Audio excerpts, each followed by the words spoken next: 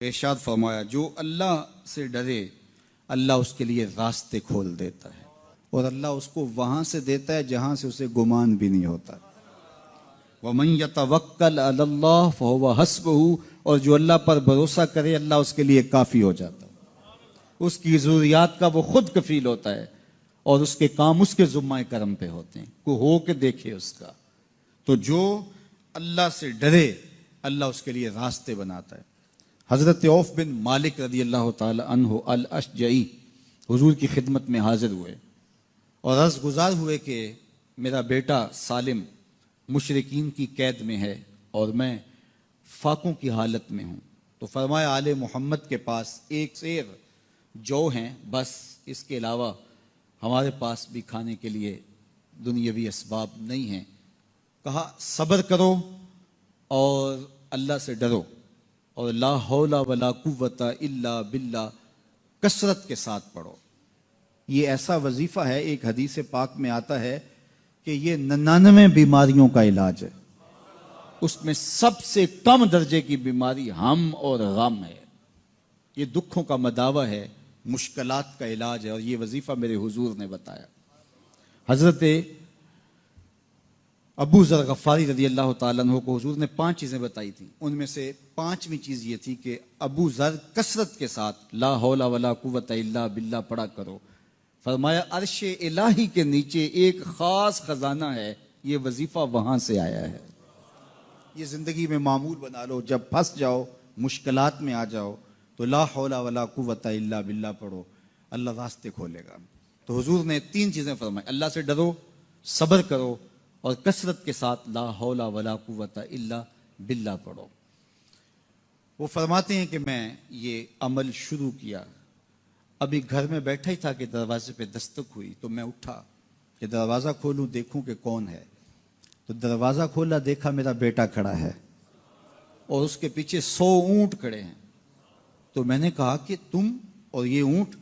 کہا مجھے موقع لگ گیا، میں ان کی قید سے بھاگ آیا اور آتے آتے ان کے 100 اونٹ بھی ہانک لایا ہوں۔ وَيَرْزُقْهُ مِنْ حَيْثُ لَا يَحْتَسِبُ، وہ تمہیں وہاں سے رزق دے گا جہاں سے تمہیں گمان بھی نہیں، اس کے ہو کے تو دیکھو۔ اللہ اکبر، اللہ کے ہو جاؤ تو پھر وہ تمہاری ضرورتوں کا کفیل ہو جائے گا۔ فرمایا حضرت عبداللہ ابن مسعود رضی اللہ تعالیٰ عنہ نے کہ کسی شخص کو فقر و فاقہ آ جائے تو وہ لوگوں کو بتائے کہ میں آج کل بڑے مشکل حالات میں ہوں، ہر وقت لوگوں کو بتاتا رہے تو اس کی مشکل بڑھے گی، اس کی مشکلیں آسان نہیں ہوں گی اس طرح۔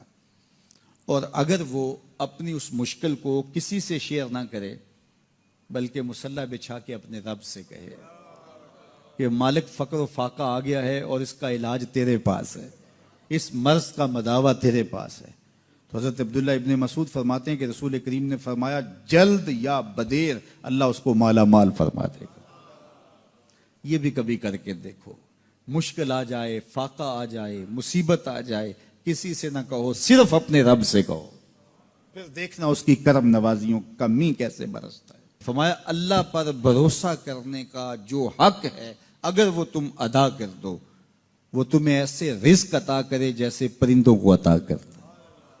ہم تو دکان پہ جانا ہوتا ہے، فیکٹری میں جانا ہوتا ہے، ہم اپنے کاروبار پہ جانا ہوتا ہے، نوکری پہ جانا ہوتا ہے، مزدوری پہ جانا ہوتا ہے، ہمیں پتہ ہے کہاں آج صبح جانا ہے، لیکن پرندوں کو کوئی پتہ نہیں ہوتا کہاں جانا ہے، راس المال بھی نہیں ہوتا، لیکن صبح نکلتے ہیں، شام کو کبھی بھی خالی پیٹ نہیں آئے۔ بن توکل پنچھی اڑ دے، خرچ نہ پلے زیرا ہو۔ گھر سے خالی پیٹ نکلتے ہیں، جب واپس آتے ہیں تو پیٹ بھرے ہوئے ہوتے ہیں، اور پھر جو ان کی ضرورت ہوتی ہے اللہ وہ ساری ضرورتیں پوری کرتا ہے، جو ضرورت ان کی ہوتی ہے۔ یہ شیر کتنا گوشت کھاتا ہے اللہ روز اسے دیتا ہے، یہ ہنس روزانہ سچے موتی کھاتے ہیں، اور آپ مارکیٹ میں لینے جائیں لاکھوں روپے لگا کے تولے ماشے کے حساب سے آپ خریدتے ہیں، پھر بھی آپ کو یقین نہیں ہوتا کہ یہ سچے ہیں یا 2 نمبر ہیں۔ اور ہنس دنیا پہ کروڑوں جانور پائے جاتے ہیں، روز کھاتے ہیں، صبح بھی، شام بھی، دوپہر بھی، پیٹ بھر کے کھاتے ہیں، اللہ روز انہیں عطا کرتا ہے۔